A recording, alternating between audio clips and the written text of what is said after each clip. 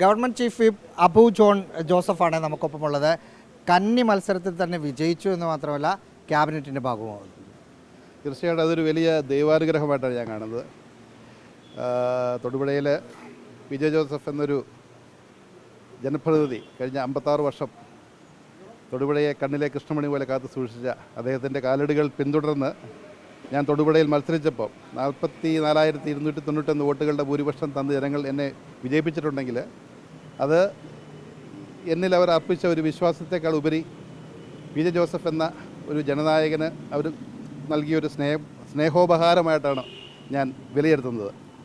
തീർച്ചയായിട്ടും ഒരു ജനപ്രതിനിധി രീതിയിൽ എന്നിൽ അർപ്പിച്ച അവരുടെ ഈ വിശ്വാസം അതിനൊരു കോട്ടവും തട്ടാതെ വരുന്ന കാലങ്ങളിൽ ഒരു എല്ലാവരെയും ഒരുപോലെ കാണുന്ന ഒരു ജനപ്രതിനിധിയായിട്ട് അപ്പച്ചൻ പിന്തുടരുന്ന വികസനത്തിൽ രാഷ്ട്രീയമില്ല എന്ന ഒരു നിലപാടുമായി മുന്നോട്ട് പോകണം എന്ന് തന്നെയാണ് ആഗ്രഹം. അപ്പച്ചനെ പോലെ മകൻ മന്ത്രിയാകുമായിരുന്നു എന്ന് കരുതിയിരുന്നു. എനിക്കൊന്ന് കപ്പനും ചുണ്ടിനും ഇടയിലാണ് അത് പോയെന്നു.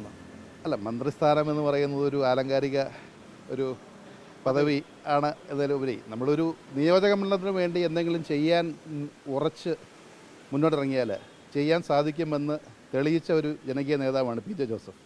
തൊടുപുഴ പോലത്തൊരു നിയോജക മണ്ഡലത്തെ കേരളത്തിലെ തന്നെ ഏറ്റവും മികച്ച ഒരു നിയോജക മണ്ഡലമാക്കാൻ അദ്ദേഹത്തിന് സാധിച്ചെങ്കിൽ നമ്മൾ പ്രവർത്തിക്കാനുള്ള ആർജവും അതിനുള്ള സന്നദ്ധതയും കാണിച്ചാൽ വികസനവും ഒക്കെ അതിൻ്റെ വഴിയേ വന്നുള്ളൂ.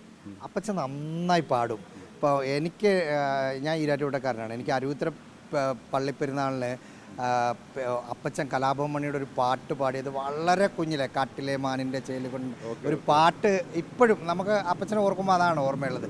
മോനും നന്നായി പാടും, ഒരു 2 ലൈൻ പാടും. അയ്യോ, അത് കുഴപ്പമില്ല, ഒരു 2 വരി.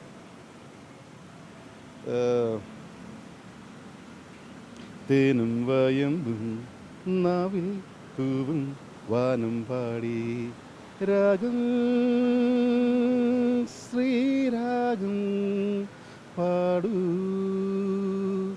നീ വീണ്ടും വീണ്ടും വീണ്ടും വീണ്ടും തേനും വയമ്പും നാവിൽ പൂവും വാനം പാടി. ചീഫിനെ കൊണ്ട് പാട്ട് പാടിപ്പിച്ച് വേറെ ഒന്നും ഓർക്കരുത്. ഇന്നത്തെ ദിവസം ഇതൊക്കെ ഒരു രസം. രമ്യ ഹരിദാസിനെ പോലെ പാട്ടുകാർ ഇഷ്ടം പോലെ ഉണ്ട്. നിങ്ങൾക്ക് വേണേൽ ഒരു ഗാനമേള ട്രൂപ്പ് ഉണ്ട്. ഈ പ്രാവശ്യം അസംബ്ലിയിലെ കലാകാരന്മാർ ഇഷ്ടം പോലെയാണ്.